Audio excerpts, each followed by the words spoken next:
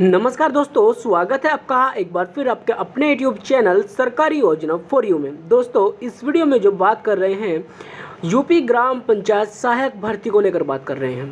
तो दोस्तों, हम आपको बता दें कि इस भर्ती को लेकर अभी जो मुद्दा बना हुआ है उससे पहले हम जान लेते हैं कि यह भर्ती 31 अगस्त तक इसकी जो मेरिट लिस्ट है वह बनकर तैयार हो गई थी और 7 सितंबर तक यह ब्लॉक में पहुंचा दी गई थी। यानी कि उत्तर प्रदेश के जितने भी ब्लॉक हैं सभी ब्लॉक में 7 सितंबर तक ये पहुंच जानी थी।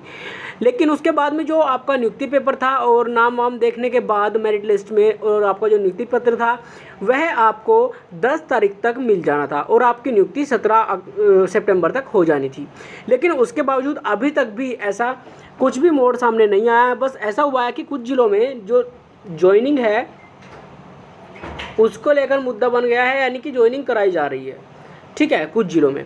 हाँ, हालांकि अभी बहुत सी जगह ऐसा है कि ज्वाइनिंग नहीं हुई है, ना ही पत्र मिला है और ना ही मेरिट लिस्ट दिखाई गई है। देखिए, ऐसा भी हो रहा है।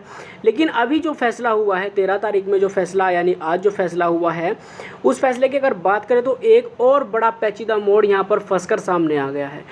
ग्राम पंचायत सहायक भर्ती को लेकर एक बहुत बड़ा मोड़ लिया गया है भर्ती को लेकर, और अभी उसकी निष्पक्ष से जांच नहीं हो पाई है। अभी हम बात करते हैं, सबसे पहले जान लेते हैं कि इसके जो रोक लगी थी वह क्या थी। देखिए, इलाहाबाद हाईकोर्ट की लखनऊ पीठ ने ग्राम पंचायतों में पंचायत सहायकों, अकाउंटेंट व डाटा एंट्री ऑपरेटर की तैनाती पर रोक लगा दी थी। हालांकि इनके चयन प्रक्रिया को जारी रखने की अनुमति दे दी गई है और अदालत ने इस भर्ती से संबंधित शासनादेश को चुनौती देने वाली याचिकाओं पर अपर मुख्य सचिव पंचायती राज से राज्य सरकार का पक्ष पेश करने को कहा था। अब स्नेहलता और समेत अन्य की याचिकाओं में प्रदेश की 58,189 ग्राम पंचायतों के लिए इस भर्ती संबंधी शासनादेश में कई विसंगतता बताई गई थी।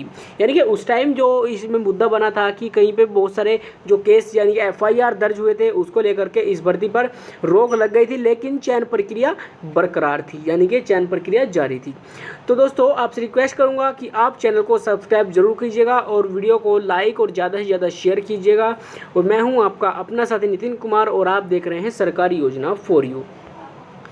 तो ये सब विसंगतता इसमें बताई गई थी, तब जाके इस भर्ती पर जो है सरकार ने, इलाहाबाद हाईकोर्ट ने रोक लगा दी थी। ठीक है, और इसी के चलते अभी तक ये मुद्दा सामने नहीं आ पाया है, खुल के सामने नहीं आ पाया, यानी कि विपक्ष और पक्ष की तरह से कोई भी जांच इसमें अभी तक संपूर्णता से नहीं हो पाई है। ठीक है, अब बात करते हैं आगे की जो है उसके बारे में जान लेते हैं। अब देखिए, इनमें अभ्यर्थियों को उसी ग्राम का निवासी होने की अर्हता, कोरोना पीड़ितों के आश्रितों को वरीयता देने समेत आरक्षण संबंधी कई मुद्दे उठाए गए हैं। इन मुद्दों को न्यायमूर्ति AR मसूदी की अदालत ने विचार योग्य करार दिया है। वही याचिकाओं का कहना है कि गत 25 जुलाई को जारी इस शासनादेश के प्रावधानों में समानता के अधिकार पर उल्लंघन हुआ था। अब इससे अभ्यर्थियों के इस हित प्रभावित होंगे और वहीं कोर्ट ने सरकार व ग्राम पंचायतों को यह छूट दी थी कि चयन प्रक्रिया पूरी होने के बाद वर्तमान में दिए गए आदेश के संशोधन की अर्जी चयन ब्यूरो के साथ दे सकते हैं।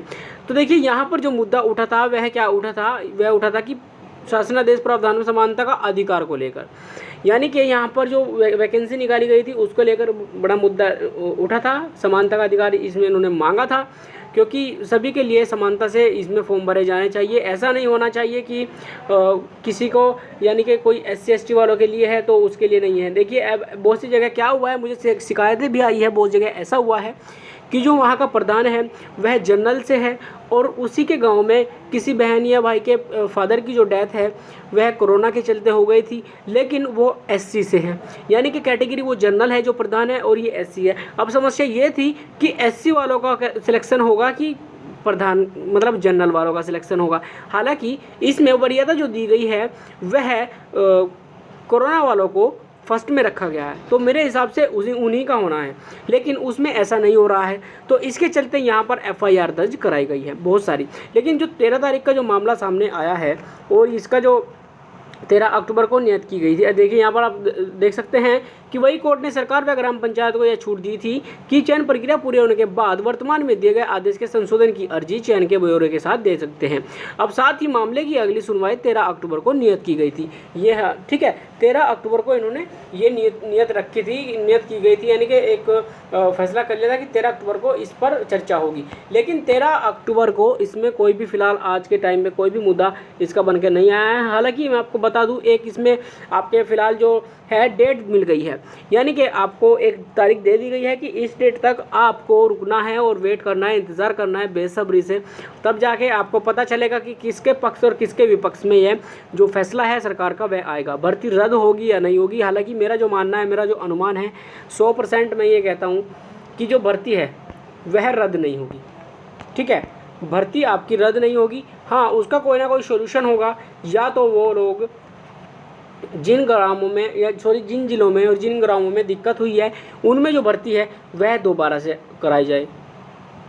ठीक है, अगेन मतलब दोबारा से उसमें कराई जाए, ऐसा तो हो सकता है, लेकिन भर्ती रद्द नहीं हो सकती।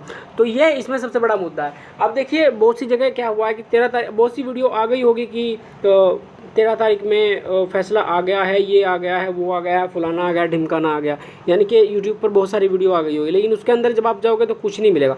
लेकिन मैं आपको बता रहा हूँ कि यहाँ पर सरकार ने तारीख पे तारीख देनी शुरू कर दी है।